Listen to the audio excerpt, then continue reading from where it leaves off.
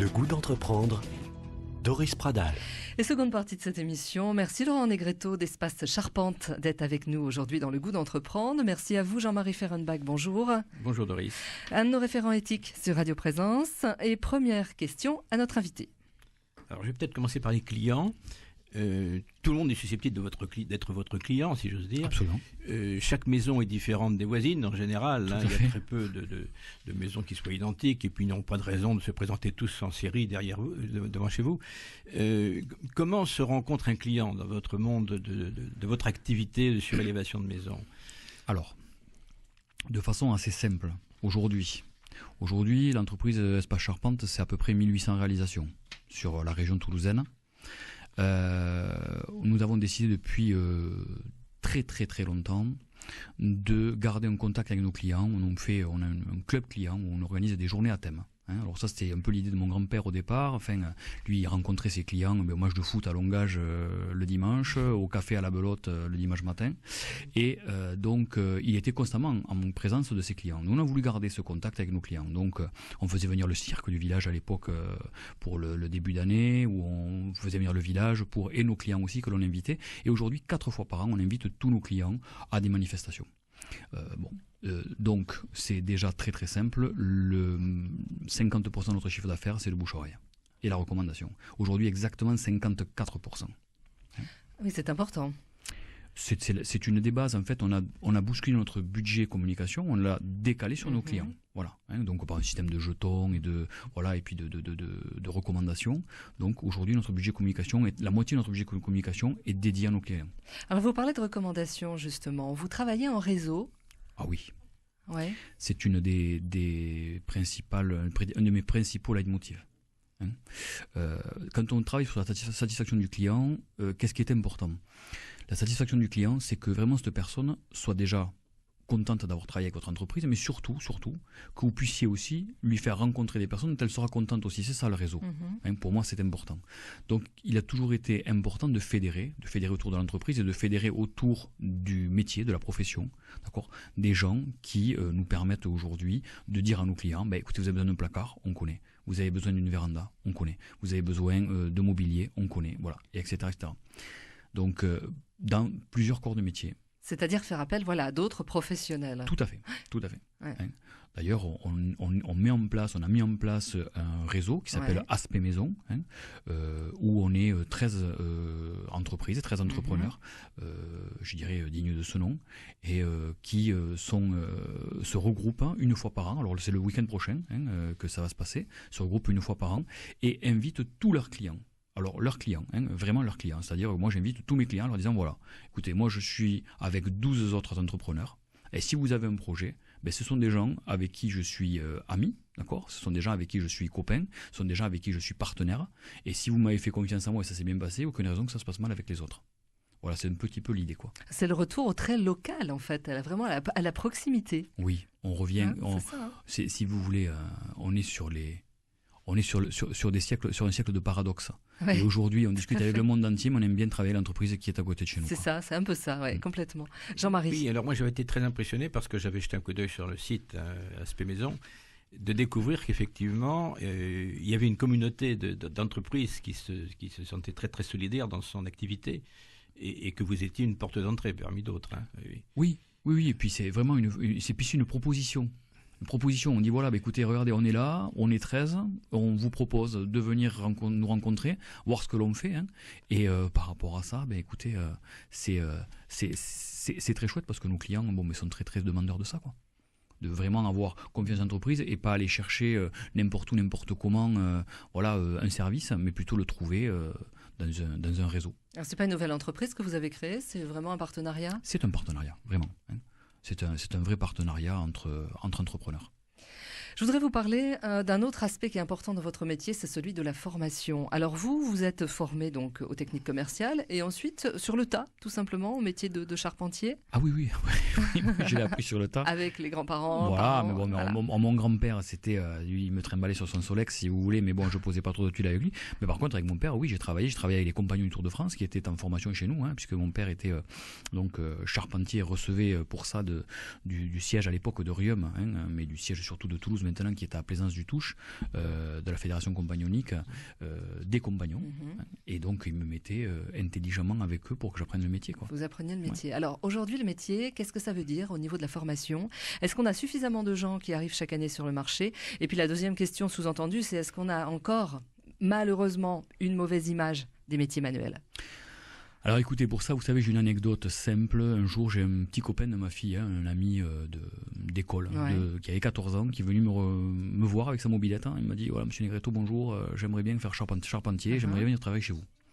J'écoute très bien, on va appeler ta maman. Et puis voilà, donc le soir même, j'appelais sa mère, elle me disait, vous comprenez, il veut quitter l'école, il veut faire charpentier, moi je sais pas ce qu'il va devenir et compagnie. Je sais pas.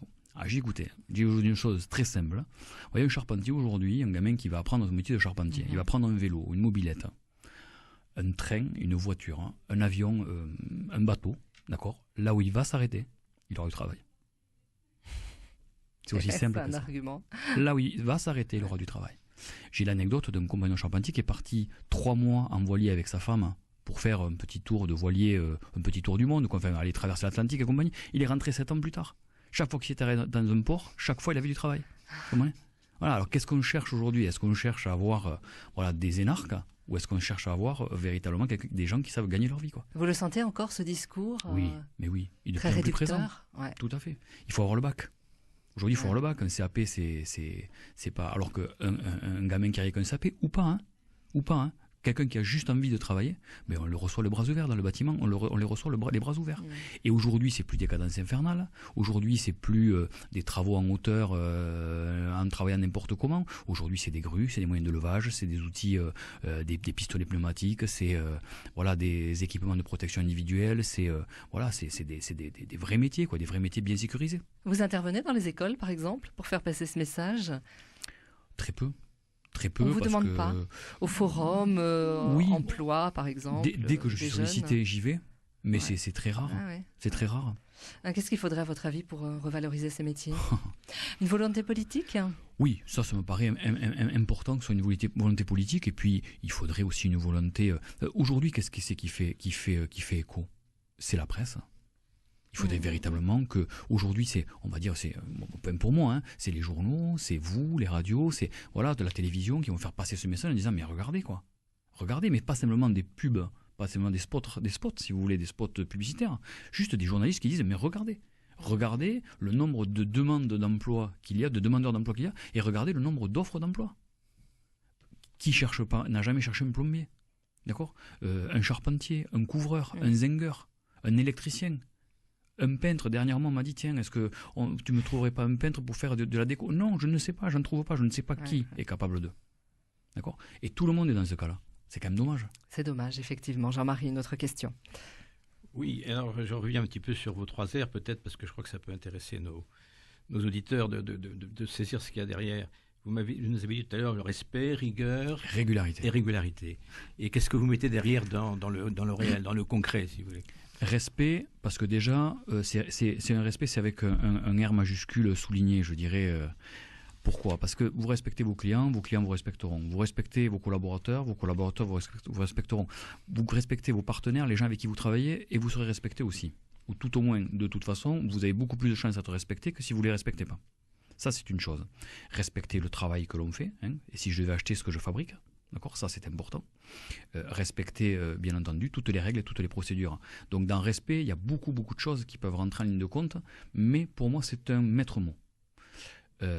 Rigueur, parce que quand on veut faire les choses, il faut les faire rigoureusement, d'accord, à tous les niveaux. Je veux dire, on entretient son véhicule, il faut le faire rigoureusement. On fait un chantier, on travaille chez un client, il faut le faire rigoureusement. On met ses EPI, il faut le faire rigoureusement. On a des procédures de travail, voilà. Et puis régularité, parce qu'il ne faut pas faire ça pendant une semaine, un mois ou 2 mois. Il faut faire ça tout le temps que dure le chantier, tout le temps que dure la vie d'entreprise, tout le temps que dure ce que l'on a à faire avec les autres, dans un travail en communauté, quoi. Jean-Marie, notre question? Alors, vous nous avez évoqué le fait tout à l'heure qu'il y avait beaucoup d'emplois, et vous-même, vous arrivez à embaucher quand vous avez un besoin Oui, on vient d'embaucher, mais si vous voulez, on a eu un accroissement de demandes là sur la fin de l'année, et donc pour pallier à ça, moi j'ai embauché un conducteur de travaux supplémentaires, d'accord, de façon à avoir encore un suivi encore meilleur par rapport à nos clients et avoir vraiment une satisfaction. Et on a un chargé d'affaires qui est rentré en entreprise, donc 2 personnes, et puis régulièrement des apprentis quand ils viennent me voir et qu'on vient me demander est-ce que je pourrais pas apprendre le métier de la charpente, ben voilà, on prend. Alors bien sûr, il ne faut pas que ça devienne une colonie de vacances l'entreprise, mais par équipe avoir un apprenti qui digne de ce nom. Là on a un jeune par exemple qui est rentré cette année qui veut postuler pour le meilleur ouvrier de France, le meilleur apprenti de France, d'accord. Voilà, on le soutient, c'est bien quoi. Vous voyez qu'on trouve des jeunes motivés. Ah mais oui. Mais j'en suis intimement persuadé. Si vous voulez, on fonctionne comme. Alors, moi, je reviens toujours sur les côtés sportifs, mais on fonctionne comme une équipe de foot ou de rugby, quoi. Bon, des fois, on peut acheter un bon joueur, mais il faut surtout avoir un bon centre de formation. Comment vous voyez votre entreprise dans quelques années ? Écoutez, moi, mon but, c'est de stabiliser, de rester stable. On est sur notre base, on est 30 et quelques collaborateurs, donc pérenniser de toute façon, c'est pour moi là. On a un triptyque dans notre réseau et dans notre entreprise. Le premier, c'est la satisfaction client, parce qu'au-delà de ça, rien n'existe. Le second, c'est d'apporter la meilleure offre technique. Et la troisième, c'est de pérenniser les emplois. Voilà, de façon à ce que tout le monde, quand il arrive dans l'entreprise, soit préoccupé par son travail plutôt que son devenir. Voilà. Moi, je veux une préoccupation par le travail plutôt que par le devenir. Donc, qu'est-ce que je vais être demain ? Est-ce que l'entreprise va tenir, va pas tenir ? Est-ce que je vais être licencié ou pas ? Non, je veux pas que mes collaborateurs se posent ces questions-là. Mais c'est est-ce que mon client va être content du travail que je lui ai fait ? Parce que je suis sûr de toute manière que l'année prochaine, je serai encore là. Jean-Marie, une autre question. Alors, je crois que vous avez une chance extraordinaire, c'est d'être face à des individus comme clients. Oui. Et je pense que c'est un privilège parce que vous pouvez être en relation directe et vous n'êtes pas dans un monde du monstre, si vous voulez. Les grosses entreprises, elles deviennent monstrueuses, donc on est un peu dans l'inhumain et dans les grandes difficultés pour le contact client. Et vous avez cette chance. Et justement, ça me frappe que vous n'envisagez pas de grossir et de multiplier par 3 ou 4 ou 5. Vous avez une clientèle qui est la maison individuelle, en fait. Oui, voilà. Alors, ce sont nos clients. Ce sont des, voilà, on a travaillé 2 ou 3 fois pour des entreprises et pour agrandir des bureaux, pour surélever des bureaux d'entreprise. Mais notre cœur de clientèle, enfin nos clients, sont des particuliers. Voilà. Pour moi, c'est très très important. C'est très important de rester. Vous savez, on dit toujours 36 métiers, 36 misères. On nous fait de la surélévation, on continue à faire de la surélévation, on travaille pour le particulier, on sait faire ça, on sait travailler en milieu habité. Les gens restent chez eux pendant que l'on travaille, c'est-à-dire on crée des surélévations, les gens restent habités dans leur maison, quoi. D'accord ? Donc ça veut dire quoi ? Il faut respecter, il faut dire bonjour le matin, il faut dire au revoir le soir.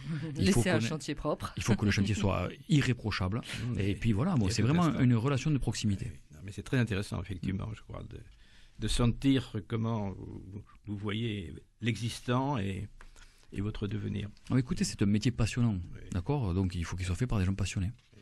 Merci beaucoup Laurent. On peut vous joindre facilement, l'adresse de votre site internet. Oui, alors c'est www.espacecharpente.com. Tout simplement. Tout simplement. Merci d'avoir répondu à notre invitation sur Radio Présence. Merci à vous Jean-Marie Fehrenbach. Si vous souhaitez nous contacter, n'hésitez pas, entreprendre@radioprésence.com. Retrouvez cette émission sur décideurenrégion.fr/midi-pyrénées. Le goût d'entreprendre, une émission en partenariat avec la Caisse d'épargne, la Banque des entreprises et des professionnels de Midi-Pyrénées.